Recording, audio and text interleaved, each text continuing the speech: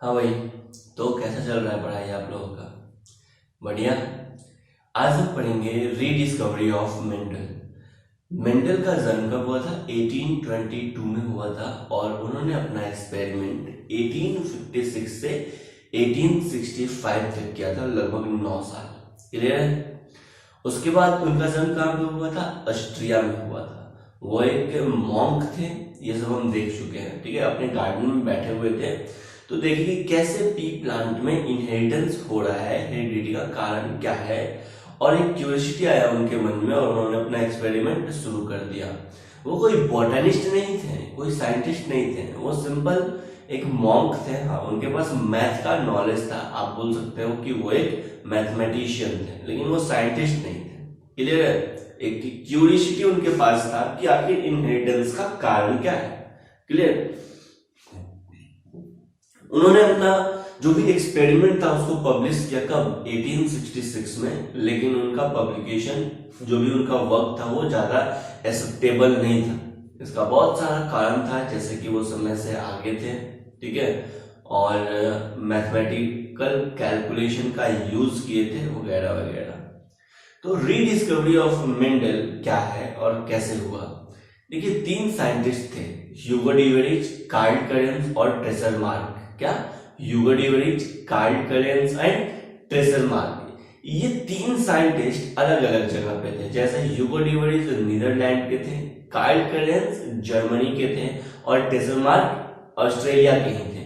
ये तीनों साइंटिस्ट, ये तीनों बॉटनिस्ट थे बेसिकली। ये अपना वर्क इंडिपेंडेंटली किए। क्या?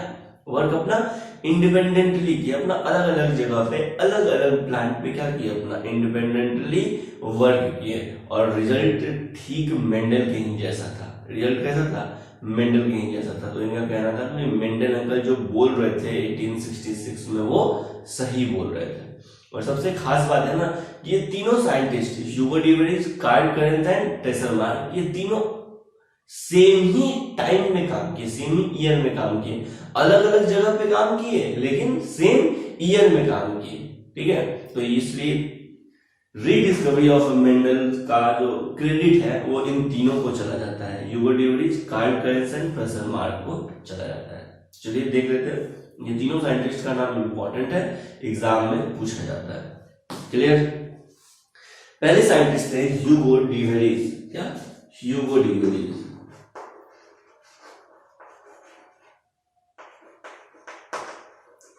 ह्यूगो डीवेरिच ये कहां के थे?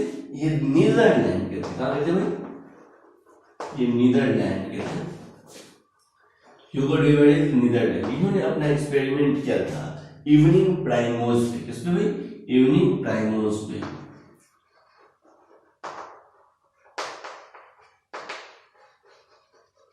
इसको 4 o'clock भी बोला जाता है। तो उस प्लांट पे इन्होंने अपना एक्सपेरिमेंट किया। नेक्स्ट है कार्ल करेंस। कार्ल करेंस ये जर्मनी के थे और इन्होंने अपना एक्सपेरिमेंट किया था मेज। नेक्स्ट साइंटिस्ट है ट्रेसर मार्क। क्या? ट्रेसर मार्क, TSCHERMARK, है ना। ट्रेसर मार्क, इन्होंने अपना एक्सपेरिमेंट कहां पे किया? ऑस्ट्रिया में किया। कहां पे किया भाई? ऑस्ट्रिया में ही किया, ठीक है। और किस प्लांट पे किया ये नोन नहीं है, ठीक है। तो ये 3 साइंटिस्ट मिलके, कौन कौन? Tracer mark, Karl Correns and ह्यूगो डीवेरिच मिलके 3 बॉटनिस्ट इंडिपेंडेंटली रीडिस्कवर्ड किए मेंडल के वर्क और सेम ईयर में किए। क्या? सेम ईयर में किए। एक ही टाइम में इन्होंने, एक ही साल में इन्होंने अपना अपना एक्सपेरिमेंट किया और रिजल्ट सेम था। तो बोल दिया गया भाई कि ये क्रेडिट किसको चला जाएगा? ह्यूगो de Vries, Carl Correns and tracer mark को रीडिस्कवरी ऑफ मेंडल का। नेक्स्ट, एक क्वेश्चन बार बार पूछा जाता है कि मेंडल अपने एक्सपेरिमेंट में सक्सेस हुए, इनका इसका कारण क्या था? तो इसका कारण था मेंडल ने अपने एक्सपेरिमेंट में पी प्लांट्स को सिलेक्ट किया था। किसको सिलेक्ट किया था? पी प्लांट को सिलेक्ट किया था। और आपको पता है कि मेंडल ने कोई सेलेक्ट नहीं किया, वो तो उनके आश्रम में दिख रहा था कि पी प्लांट में कैसे, पी प्लांट ही लगा हुआ था और पी प्लांट में कैसे हेरिडिटी हो रहा है। ये है एक्चुअल कहानी। लेकिन क्वेश्चन पूछा जाता है कि मेंडल अपने एक्सपेरिमेंट में सक्सेस क्यों हुए, तो जवाब जाएगा मेंडल ने पी प्लांट्स को लिया था क्योंकि पी प्लांट्स में ये सर्टेन फीचर होता है। दूसरा क्वेश्चन पूछा जाएगा reason behind the selection of garden pea, दोनों का आंसर क्या होगा, सेम होगा। क्लियर है? तो क्वेश्चन लिखिएगा व्हाई मेंडल सक्सीड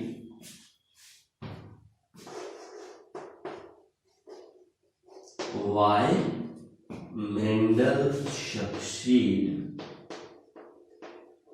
ठीक है, और या फिर इसी का क्वेश्चन क्या, reason behind the selection of garden P,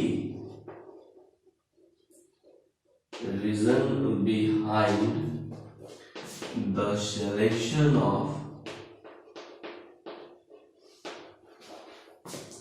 garden pea.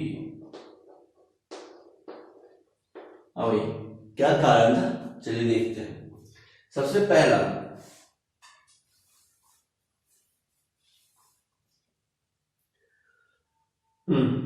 सबसे पहला कारण था कि इन्होंने गार्डन पी को चूज किया है क्योंकि इसके पास 7 पेयर्स ऑफ कॉन्ट्रास्टिंग कैरेक्टर है। क्या 7 पेयर ऑफ कॉन्ट्रास्टिंग कैरेक्टर है। वो कैरेक्टर तो मेंडल ने अपने एक्सपेरिमेंट में 7 चूज किया था, लेकिन हर एक कैरेक्टर के पास 2 ट्रेट होता है। हर एक कैरेक्टर के पास 2 ट्रेट होता है। जैसे एक कैरेक्टर हुआ प्लांट हाइट, क्या हुआ, प्लांट हाइट। उस प्लांट हाइट का 2 ट्रेट हुआ, या तो हाइट टॉल हो सकता है या तो हाइट ड्वार्फ हो सकता है। क्लियर है?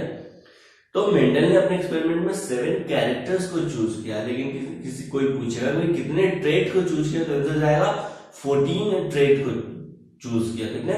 14 ट्रेट को चूज किया। क्लियर है? नेक्स्ट, कितने कॉन्ट्रास्टिंग पेयर, कितने पेयर ऑफ कॉन्ट्रास्टिंग को चूज किया, तो आंसर जाएगा 7 पेयर ऑफ कॉन्ट्रास्टिंग कैरेक्टर्स को चूज किया। कितने?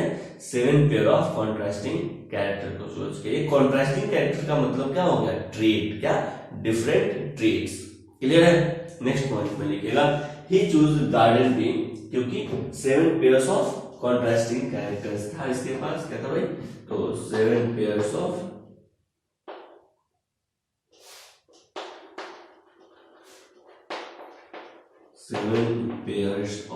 Contrasting character.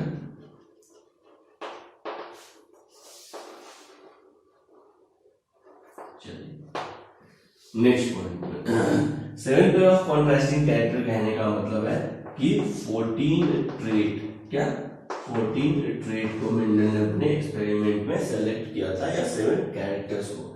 पी प्लांट का जो लाइफ साइकिल होता है वो शॉर्ट होता है, तो शॉर्ट लाइफ साइकिल, क्या, short life cycle. Short life cycle होने के कारण रिजल्ट आपको 1 साल के अंदर मिल जाएगा। Result obtain with in year, result obtain with in year,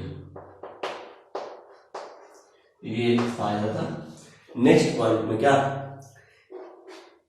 P plant में नेचुरली सेल्फ पॉलिनेशन होता है। क्या, पी प्लांट में नेचुरली सेल्फ पॉलिनेशन होता है, लेकिन आप इमैस्कुलेशन के हेल्प से इसमें इजीली क्रॉस पॉलिनेशन भी परफॉर्म कर सकते हैं। ये बाइसेक्सुअल फ्लावर है, तो इसमें बेनिफिट था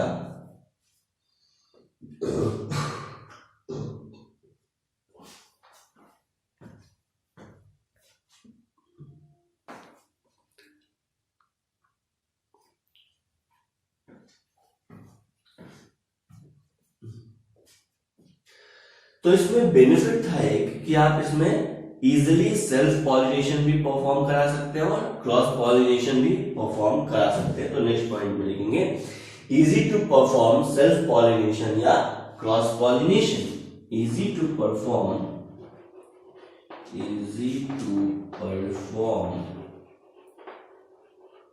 self pollination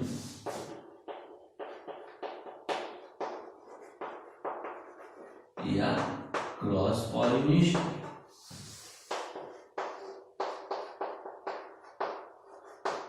easy to perform self pollination या फिर क्रॉस पॉलिनेशन। नेक्स्ट पॉइंट में लिखिएगा बहुत सारे सीड आप एक ही जनरेशन में ऑब्टेन कर सकते हैं इससे, है ना। आपको पता है कि पी प्लांट में ना बहुत सारे सीड आते हैं एक ही जनरेशन में, सिंगल जनरेशन में बहुत सारे ऑफस्प्रिंग आते हैं। वो सीड क्या है, प्लांट का ऑफ स्प्रिंग ही तो है। नेक्स्ट पॉइंट में लिखना many seed in one generation, many seed in one generation. Next point में इजी टू ग्रो, इसको ग्रो करना क्या था, बहुत आसान था, इजी टू ग्रो। तो ये कुछ कारण है जिसके कारण मेंडल ने पी प्लांट को सेलेक्ट किया। आपको पता होना चाहिए कि नेचुरली पाइसम सटाइवम में यानी पी प्लांट में नेचुरली सेल्फ पॉलिनेशन होता है। क्या होता है, सेल्फ पॉलिनेशन होता है, लेकिन आर्टिफिशियली इमैस्कुलेशन के हेल्प से, क्या आर्टिफिशियली इमैस्कुलेशन के हेल्प से आप इसमें इजीली क्रॉस पॉलिनेशन भी परफॉर्म कर सकते हैं। क्लियर है? चलिए देखते हैं इमैस्कुलेशन क्या है।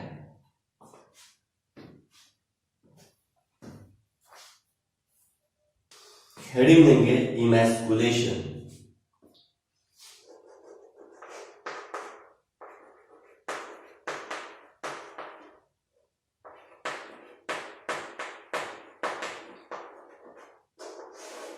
इमैस्कुलेशन, देखिए इमैस्कुलेशन में क्या होता है कि जो इमेच्योर एंथर होता है, देखो जैसे मान लो कि ये जो है ना, ये अपना फीमेल रिप्रोडक्टिव पार्ट, तो क्या कहते हैं फीमेल रिप्रोडक्टिव पार्ट को, कार्पेल। क्या कहते हैं भाई, कार्पेल।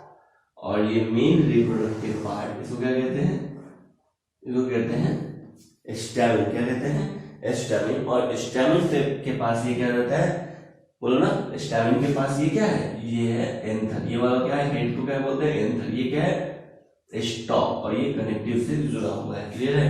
देखिए तो ये बाइसेक्सुअल फ्लावर है, ठीक है। नेचुरली पी प्लांट में क्या होता है, इस एंथर से पॉलिन ग्रेन मैच्योर होगा और चला जाता है स्टिग्मा पे, और इसका सेल्फ पॉलिनेशन होता है। नेचुरली ऐसा ही होता है पी प्लांट में। लेकिन जब फ्लावर इमेच्योर कंडीशन में है, क्या, जब फ्लावर इमेच्योर कंडीशन में, उस समय आप क्या करेंगे, कि इस, अब देखो फ्लावर के रिप्रोडक्टिव फीमेल रिप्रोडक्टिव पार्ट को अगर रिमूव करेंगे, क्या, फ्लावर के फीमेल रिप्रोडक्टिव पार्ट को रिमूव करेंगे तो फ्लावर क्या हो जाएगा, मेल हो जाएगा। क्या हो जाएगा, मेल हो जाएगा। तो मेल फ्लावर के कारण किसी भी तरह का प्लांट में सीड तो नहीं आएगा, किसी भी तरह का फ्लावरिंग तो नहीं होगा। क्लियर है? किसी भी तरह का सीड नहीं होगा, क्योंकि सीड ओव्यूल में बनता है, यानी ओव्यूल फीमेल रिप्रोडक्टिव में बनता है।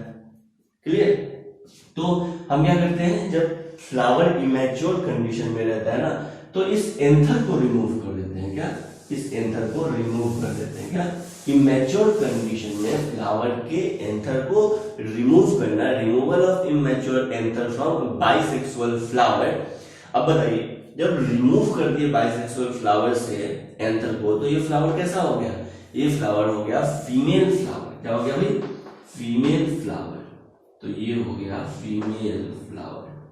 इस फ्लावर, ये फ्लावर को क्या हो गया, फीमेल फ्लावर। अब आप जिस भी पॉलन ग्रेन से इसको पॉलिनेट करना चाहते हैं, तो दूसरे, मान लीजिए दूसरा प्लांट है, क्या, सॉरी दूसरा फ्लावर है, या दूसरे प्लांट का पॉलन ग्रेन है, क्या, दूसरे प्लांट का पॉलन ग्रेन, ठीक है।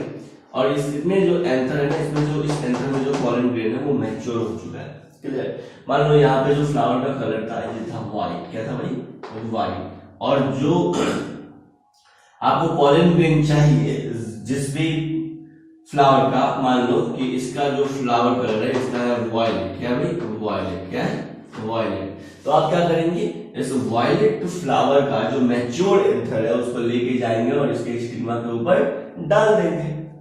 आया समझ में? तो इजीली आप क्रॉस पॉलिनेशन परफॉर्म करवा सकते हैं, यही कारण है।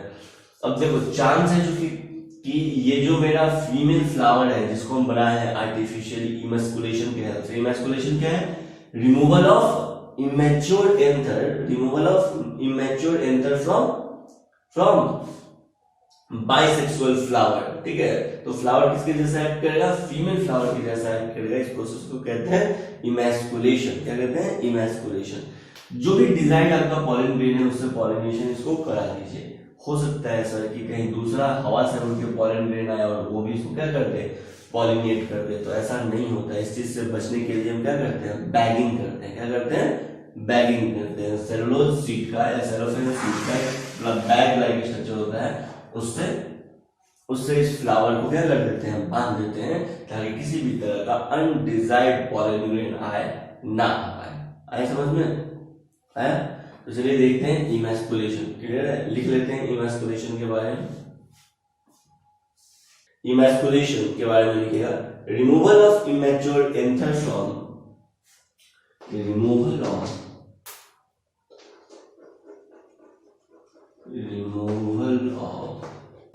immature anther, removal of immature anther from bisexual flower to those plant, from bisexual flower, from bisexual flower to those plant which are considered as from bisexual flower to those flower plant अच्छा है flower, या फिर आप plant भी लिख सकते हैं, from bisexual flower to those flower या those plant which are considered as a female, which are considered as female, which are considered as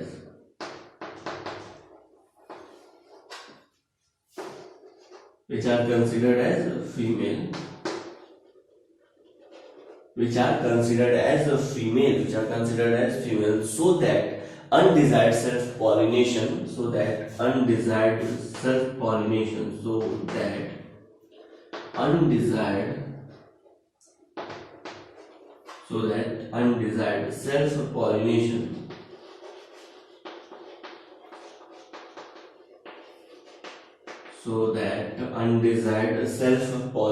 क्या undesired self pollination can be prevented, called emasculation, can be prevent,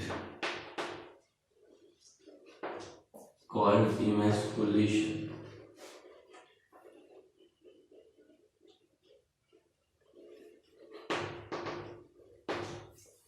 next point में लिखिएगा, to prevent undesired cross pollination, to prevent undesired cross pollination, to prevent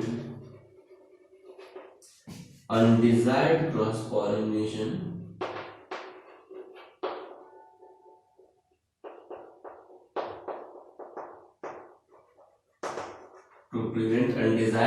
pollination, there is provision of bagging.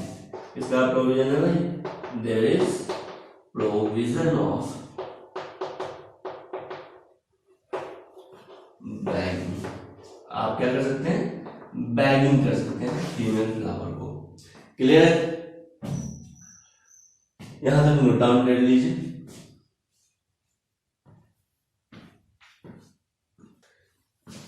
Next अब हम पढ़ेंगे Mendelian experiment. क्या पढ़ेंगे? Mendelian experiment.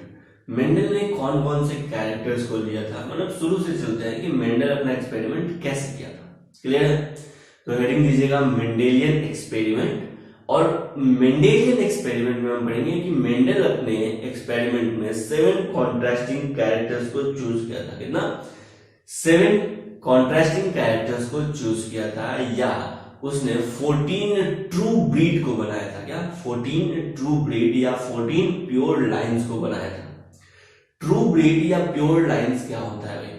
अगर किसी plant को आप बार बार सेल्फ पॉलिनेशन करवा रहे हैं, उसमें बार बार सेल्फिंग करवा रहे हैं और रिजल्ट आपको सेम मिल रहा है, तो वो प्लांट क्या है? प्योर ब्रीड है, या उसको कहते हैं प्योर लाइन है, उसमें किसी भी तरह का मिक्सिंग नहीं।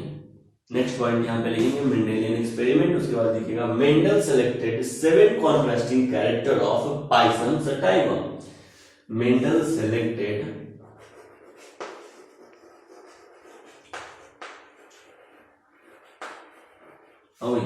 Mendel selected 7 contrasting character of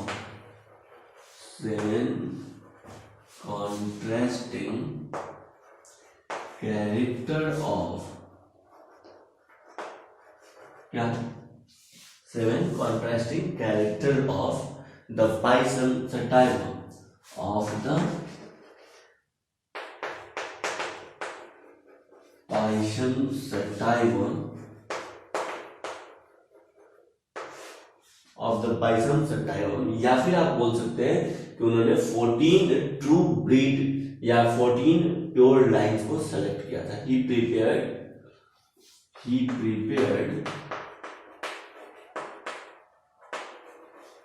14 true breed या 14 प्योर लाइंस। उन्होंने 14 प्योर लाइंस को सेलेक्ट किया था।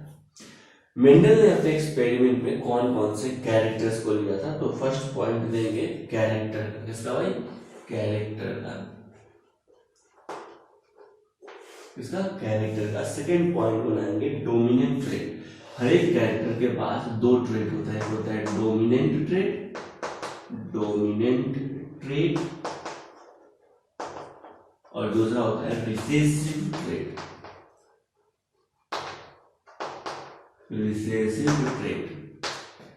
देखो मेंडल ने पी प्लांट को सेलेक्ट किया था और उस पी प्लांट का उन्होंने 14 ट्रू ब्रीड बनाया।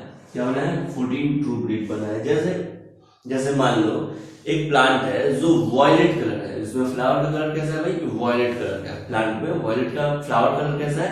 वॉयलेट कलर है। उस प्लांट को बार बार सेल्फ पॉलिनेशन में जाने दिया। क्या? बार बार सेल्फ पॉलिनेशन में जाने दिया और रिजल्ट अगर सेम मिलता है, यानी सिर्फ उसमें जो फ्लावरिंग हो रही है ना, सिर्फ वॉयलेट कलर वाला फ्लावरिंग हो रहा है, तो उस प्लांट को वो सेलेक्ट किया और बोला कि ये प्योर वॉयलेट प्लांट है। क्या है? प्योर वॉयलेट कलर वाला प्लांट है। जैसे उन्होंने कैरेक्टर चूज किया हाइट, और हाइट में उन्होंने चूज किया टॉल प्लांट। क्या? हाइट में उन्होंने डोमिनेंट ट्रेट को चुना टॉल प्लांट। किसको? टॉल प्लांट को। उस टॉल प्लांट को बार बार सेल्फ पॉलिनेशन में जाने दिया, बार बार सेल्फिंग करवाया और रिजल्ट सेम मिला, बार बार टॉल प्लांट ही मिला। तो मेंडल क्या बोला? ये प्योर टॉल प्लांट है। आया समझ में? ऐसे करके मेंडल ने टोटल 14 ब्रीड या टोटल 14 प्योर लाइंस को बनाया। क्या? टोटल 14 प्योर लाइंस को या 14 ट्रू ब्रीड को बनाया। क्लियर है? चलिए, तो कैरेक्टर, डोमिनेंट ट्रेट और रिसेसिव ट्रेट, इस तरह से आप डब्बा बनाइएगा। और इधर एक डब्बा चौथा बनाइएगा, इसमें होगा नंबर ऑफ क्रोमोसोम। हम देखेंगे कि पी प्लांट में 7 पेयर्स ऑफ क्रोमोसोम होता है। पी प्लांट में 7 पेयर क्रोमोसोम होता है। 7 पेयर क्रोमोसोम कहने का मतलब है 14 क्रोमोसोम। ठीक है, तो यहां पे लिखना number of chromosome.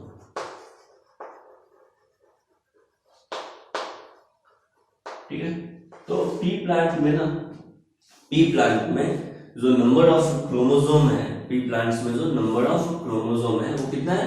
7 pair chromosome है। कितना है? 7 पेयर क्रोमोसोम है या 14 क्रोमोसोम है। 7 पेयर बोलिए या फिर 14 क्रोमोसोम बोलिए, बात सेम है। ठीक है, 7 पेयर बोलना ज्यादा बढ़िया है, इसलिए हम 7 पेयर बोलेंगे। ठीक है, तो पी प्लांट में 7 पेयर क्रोमोसोम है या आप बोल सकते हैं 14 क्रोमोसोम है।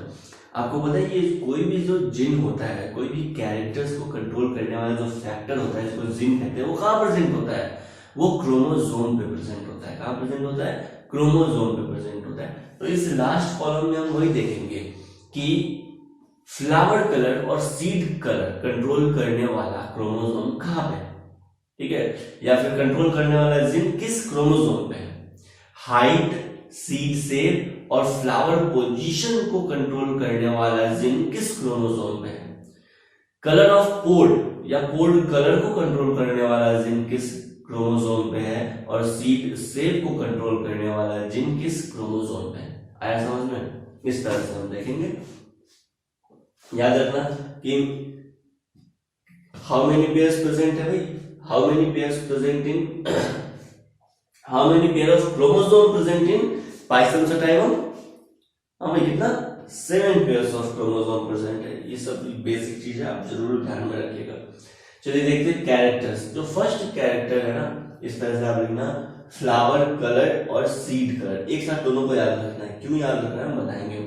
कैरेक्टर पहला है flower colour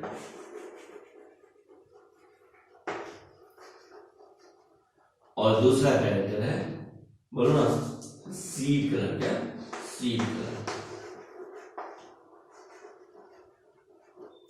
flower colour and seed colour.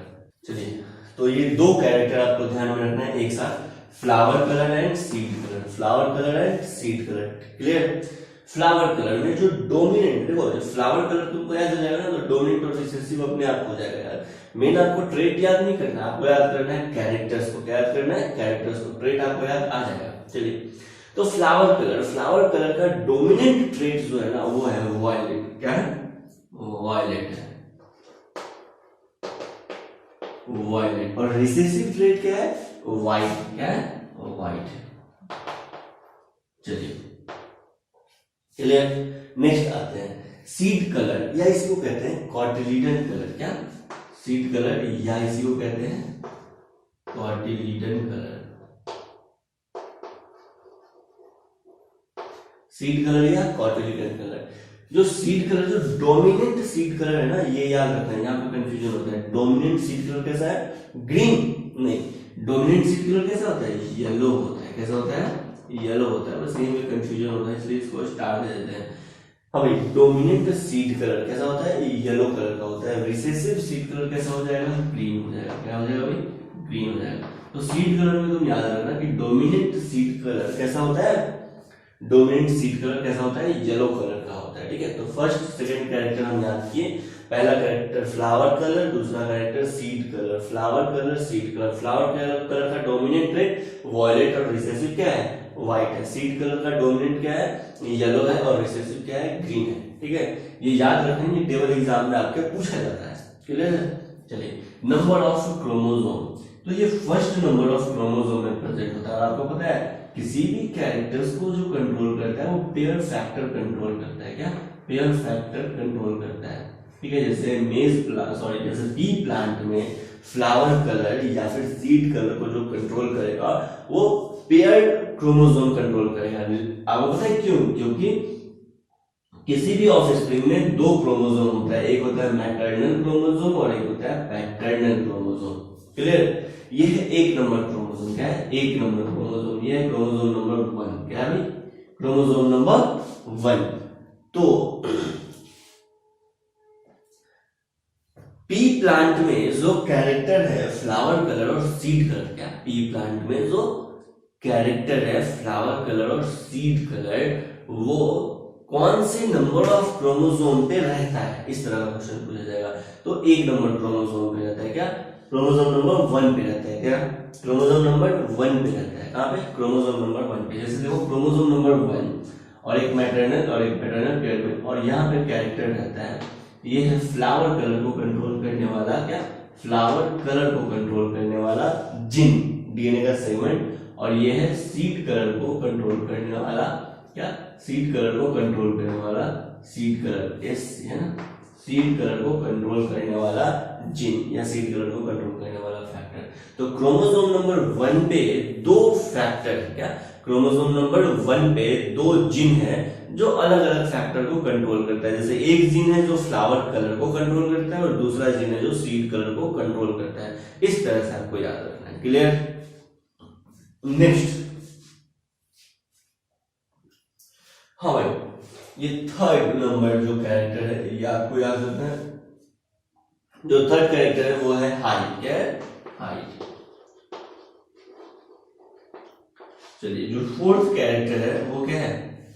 वो क्या है? Shape of port. क्या है? Shape of port.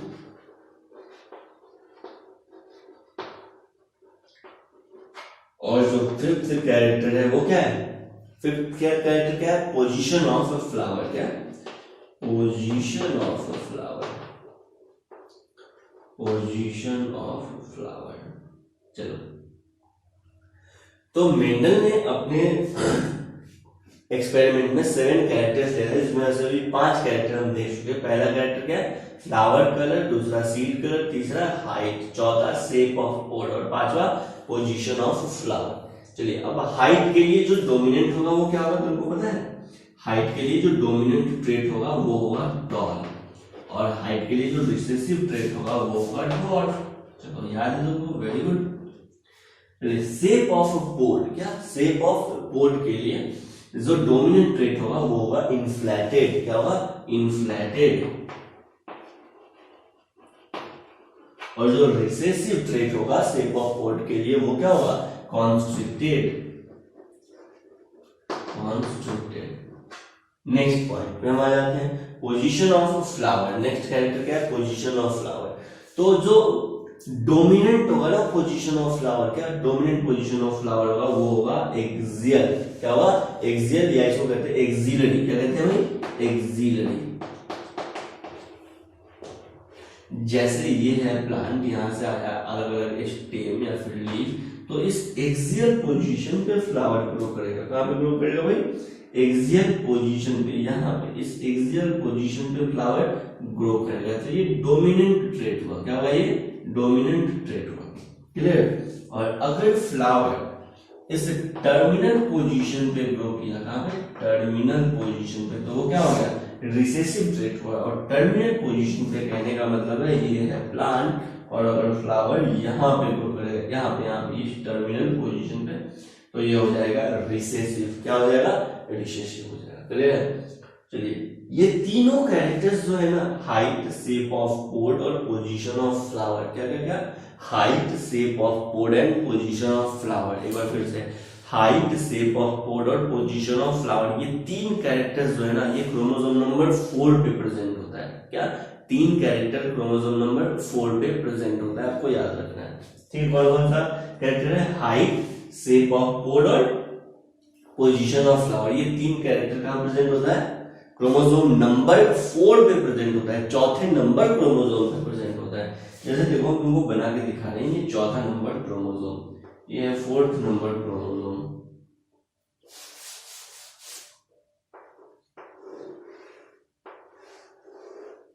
और ये भी क्या होगा, ये भी पेयर में प्रेजेंट होगा। पता है ना क्यों, क्योंकि एक मैटरनल क्रोमोसोम और एक पैटर्नल क्रोमोसोम। तो इस 4th नंबर क्रोमोसोम पे, ये चौथा नंबर क्रोमोसोम है, आपको याद रखना है, और इस 4th नंबर क्रोमोसोम पे 4th नंबर यानी चौथा पेयर क्रोमोसोम है। क्लियर। इस पे तीन कैरेक्टर प्रेजेंट होते हैं। कितने कैरेक्टर में, 3 कैरेक्टर प्रेजेंट होते हैं। कौन कौन सा, एक तो हाइट, दूसरा शेप ऑफ पोड और तीसरा पोजीशन ऑफ फ्लावर। क्या, पोजीशन ऑफ फ्लावर। वो हाइट और शेप ऑफ पोड, क्या हाइट और शेप ऑफ पोड एक साथ रहता है। ये जो है ना, ये पहला हो गया हाइट का, और ये शेप ऑफ पोड का, एसपी, शेप ऑफ पोड, ये दोनों एक साथ रहता है, लगभग आस पास रहता है। और यहाँ पे रहता है नीचे में क्या, पोजीशन ऑफ फ्लावर वाला जिन का, क्या, पोजीशन ऑफ फ्लावर वाला जिन। ये दोनों इतने पास पास रहते हैं कि इसमें क्रॉसिंग ओवर नहीं होता है। आपको पता है ना क्रॉसिंग ओवर, बिल्कुल, मियोसिस में हम लोग पढ़े थे, इसमें क्रॉसिंग ओवर नहीं होता है। ठीक है। और जिस भी जिन में क्रॉसिंग ओवर पॉसिबल नहीं है, क्रोमोसोम के जिस सेगमेंट में क्रॉसिंग ओवर पॉसिबल नहीं है, वो क्या, वो लिंकेज शो करते हैं। क्या शो करते हैं भाई, लिंकेज शो करते हैं। आगे हम पढ़ेंगे क्या शो करते हैं, लिंकेज शो करते हैं। तो ये जो दो कैरेक्टर है, हाइट और शेप ऑफ पोड, क्या, हाइट और शेप ऑफ पोड, ये दोनों लिंकेज शो करता है। क्या, लिंकेज शो करता है। क्लियर है, क्लियर है। नेक्स्ट कैरेक्टर जो मेंडल ने अपने एक्सपेरिमेंट में लिया था, कैरेक्टर नंबर 6, कितना, 6 नंबर कैरेक्टर्स ये है ना, वो 6 नंबर कैरेक्टर क्या है, कलर ऑफ पोड है। क्या है, colour of pod, colour of pod. तो मेंडल ने जो पोड का कलर लिया, वो डोमिनेंट ट्रेट वाला कलर क्या था, ग्रीन था। देखो ग्रीन यहाँ पे है, ग्रीन कलर डोमिनेंट है, लेकिन कब, कलर ऑफ पोड में। येलो कलर डोमिनेंट है कब, सीड कलर में। कब, सीड कलर में। तो कलर ऑफ पोड यहाँ हो जाएगा ग्रीन कलर। कैसा भी, green colour. Next, recessive trait जो है ना, रिसेसिव ट्रेट, ये कैसा हो जाएगा, कलर ऑफ पोड का, तो ये हो जाएगा येलो। कैसा हो जाएगा, येलो। सर ये कौन से क्रोमोसोम पे प्रेजेंट होता है, बिल्कुल, तो ये 5th नंबर क्रोमोसोम पे प्रेजेंट होता है। ये 5th नंबर क्रोमोसोम, और ये 5th नंबर क्रोमोसोम का मैटरनल, और ये हो गया पैटर्नल क्रोमोसोम। और इस 5th नंबर क्रोमोसोम पे प्रेजेंट होता है कलर ऑफ पोड का जिन। क्या, कलर ऑफ पोड का जिन। ये कितना नंबर क्रोमोसोम है, 5th नंबर क्रोमोसोम, और इसमें प्रेजेंट होता है कलर ऑफ पोड का जिन। नेक्स्ट, और 7 हो जाएगा क्या, 7 आपको याद रखना है, ये लास्ट अपना कैरेक्टर है, 7 नंबर कैरेक्टर है। क्या हो जाएगा, शेप ऑफ सीड। क्या भाई, शेप ऑफ सीड, या इसको कहते हैं सीड शेप। क्या, सीड शेप। क्लियर। 7 नंबर में क्या हो जाएगा, सीड शेप। जो डोमिनेंट ट्रेट है सीड शेप का, वो हो जाएगा राउंड, और जो रिसेसिव ट्रेट है वो हो जाएगा रिंकल। क्या? रिंकल। तो रिंकल क्या है? रिसेसिव ट्रेट है और राउंड क्या है? डोमिनेंट ट्रेट है। ये कितने नंबर क्रोमोसोम पे प्रेजेंट होता है? तो ये 7 नंबर क्रोमोसोम पे प्रेजेंट होता है। ये सब आपको याद रखना है, ठीक है। ये जो कैरेक्टर है क्या 7 नंबर क्रोमोसोम पे प्रेजेंट होता है। वो बचपन में जब तुम ये सब पढ़ रहे थे ना, तो ये चीज तो तुम पढ़े ही नहीं थे। आया समझ में? 10th क्लास में, बचपन में मतलब 10th क्लास। चलिए, शेप ऑफ सीड, राउंड और रिंकल, ये डोमिनेंट और रिसेसिव हो गया। और ये जो जिन है या जो फैक्टर है, ये कौन से क्रोमोसोम नंबर पे प्रेजेंट होता है? 7 नंबर ऑफ क्रोमोसोम पे प्रेजेंट होता है, ठीक है। ये बात मेंडल नहीं बताया, ये रिसेंट स्टडी है, लेकिन हम यहाँ पे बता दे रहे हैं क्योंकि आगे हमको काम देगा। मेंडल ने बस इतना काम किया था, ठीक है।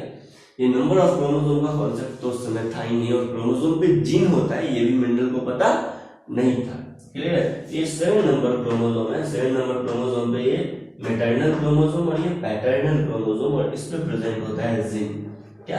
क्रोमोसोम पे जो डीएनए का छोटा सा टुकड़ा होता है उसको क्या कहते हैं? जिन कहते हैं। और वन जिन वन कैरेक्टर्स को क्या करता है? डिटरमाइन करता है। क्लियर है? चलिए, तो ये हो गया सीड से। क्या हो गया भाई? सीड से। अरे बोलो, क्लियर हो गया? तो मेंडल ने अपने एक्सपेरिमेंट में ये 7 कैरेक्टर्स लिए। ये 7 कैरेक्टर्स आपको याद होने चाहिए, ठीक है। और इस तरह से इस सीक्वेंस में याद कीजिएगा तो आपके लिए ज्यादा आसान रहेगा। पहला है, ये दोनों को साथ में आपको ध्यान में रखना है। क्या? इस दोनों को साथ में ध्यान रखना है। कौन कौन से? फ्लावर कलर और सीड कलर को। क्या? फ्लावर कलर और सीड कलर को, ठीक है। फ्लावर कलर, सीड कलर दोनों क्रोमोसोम नंबर 1 पे प्रेजेंट रहता है। कहाँ प्रेजेंट होता है? क्रोमोसोम नंबर 1 पे प्रेजेंट होता है। चलिए, हाइट, शेप ऑफ पोड और पोजीशन ऑफ फ्लावर, ये कहाँ प्रेजेंट होता है?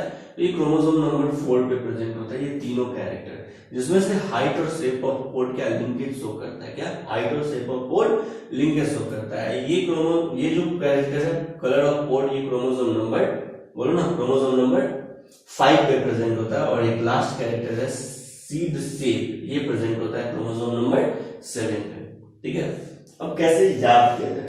तो देखो, नंबर ऑफ क्रोमोसोम याद करना आसान है। क्या? नंबर ऑफ क्रोमोसोम याद करना आसान है। जैसे देखो 1 4 5 7, ये है ना नंबर ऑफ क्रोमोसोम। बोलो भाई 1457। क्या? 14 5 7, ये है 1457। तो आपको याद है 1857 में एक लड़ाई हुआ था। तो 1857 ना याद करके तुमको याद रखना है यहाँ पे क्या? 1457। क्या? 1457। तो 1457 में 2311 सैनिक मारे गए। कितने सैनिक मारे गए?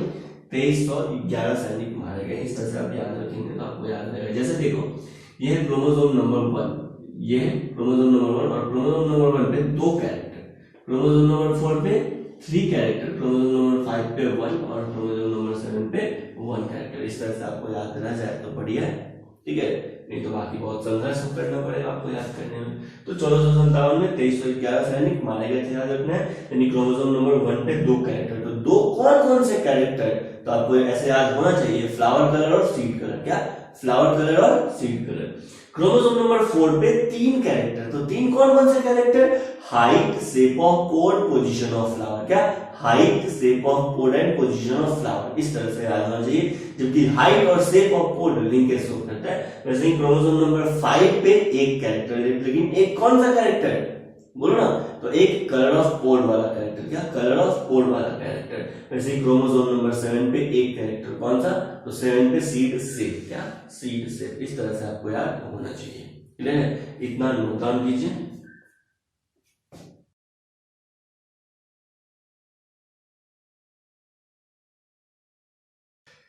चलिए, नेक्स्ट अब अपना है कि मेंडल का जो वर्क है, मेंडेलियन वर्क अभी हम देखेंगे। तो उस मेंडेलियन वर्क में 3 फंडामेंटल स्टेप है। क्या भाई?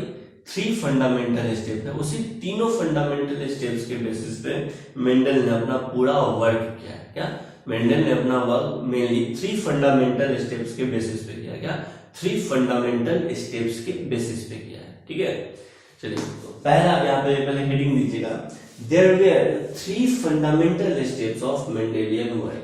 मेंडल के वर्क का 3 फंडामेंटल स्टेप्स है। There were 3 fundamental steps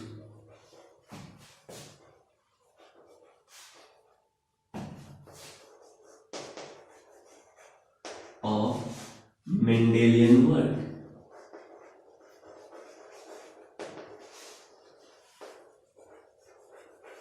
Mendelian work का भाई 3 फंडामेंटल स्टेप्स है। क्या 3 fundamental step.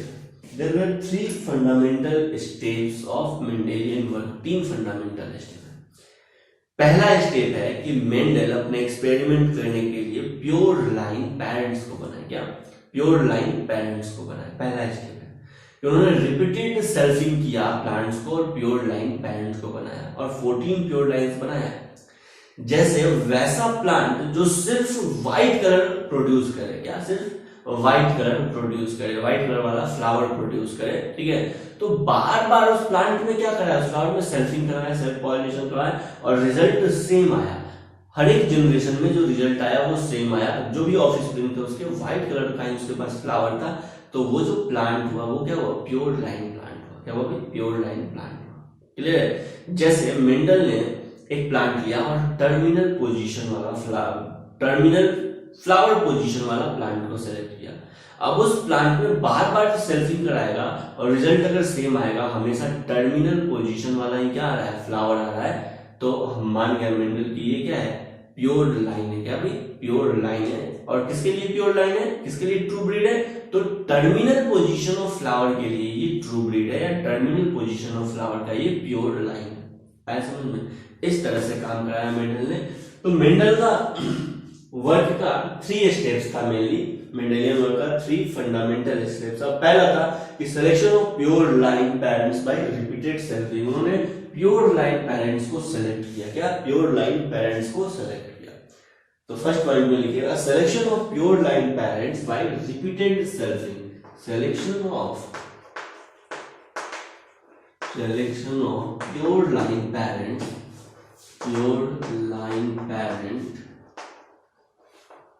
by repeated selfing. Selection of pure line parents by repeated selfing. Selection of pure line parents by repeated selfing. तो उन्होंने pure line parents को select किया repeated selfing करवा के। क्लियर है। नेक्स्ट पॉइंट में अब वो जो प्योर लाइन बना ना, क्या प्योर लाइन बना, प्योर लाइन पेरेंट बना, उसको क्रॉस पॉलिनेशन कराया। क्या क्रॉस पॉलिनेशन यानी क्रॉस हाइब्रिडाइजेशन कराया। प्योर लाइन पेरेंट्स के बीच में क्रॉस हाइब्रिडाइजेशन करवाया। क्या प्योर लाइन पेरेंट्स के बीच में क्रॉस हाइब्रिडाइजेशन कराया और क्रॉस हाइब्रिडाइजेशन से वो F1 जनरेशन को ऑब्टेन किए। इसको F1 जनरेशन को ऑब्टेन किए। देखेंगे ये सब वर्ड। तो नेक्स्ट पॉइंट में लिखिएगा क्या, cross hybridization between the pure line parents, cross hybridization between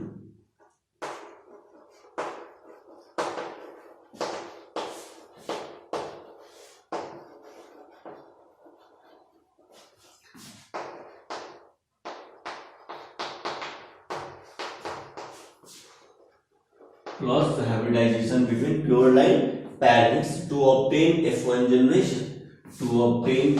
generation, और F1 जनरेशन को ऑब्टेन किया।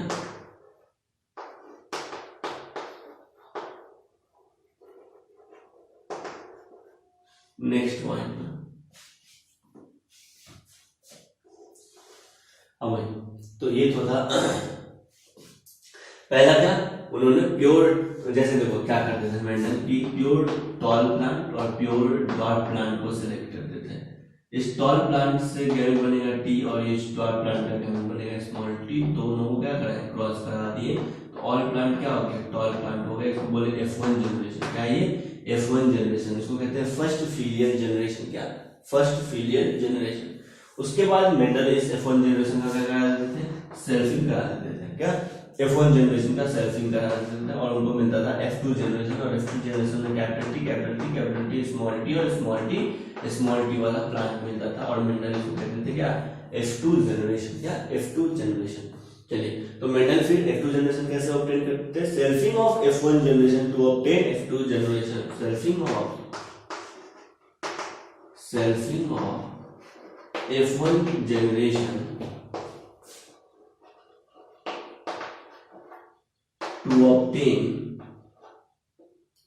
to obtain selfing of F1 generation to obtain F2 generation। To obtain F2 generation. Clear है? तो Mendel ने selfing कराया। Mendel क्या कर रहे थे भाई, F1 जनरेशन को सेल्फिंग करा रहे थे, और सेल्फिंग कराने से उसको क्या मिलता था, F2 जनरेशन वाला प्लांट मिलता था। क्या मिलता था भाई, F2 जनरेशन वाला प्लांट मिलता था। बोलो भाई, क्लियर है? क्लियर है। नेक्स्ट अब हम देखेंगे मेंडेलियन एक्सपेरिमेंट। तो ये मेंडल का जो बेसिक वर्क था, क्या मेंडल का ये बेसिक फंडामेंटल स्टेप था वर्क का। पहला स्टेप क्या है, तो वो प्योर लाइन पैरेंट को सिलेक्ट करते थे। दूसरा, प्योर लाइन पैरेंट्स का क्रॉस हाइब्रिडाइजेशन करा देते थे, F1 जनरेशन बन जाता था। F1 जनरेशन में रिपीट सेल्फिंग करा देते थे, तो क्या F2 जनरेशन बन गया। क्या बन गया, F2 जनरेशन बन गया। यहां तक नोट डाउन कर लीजिए।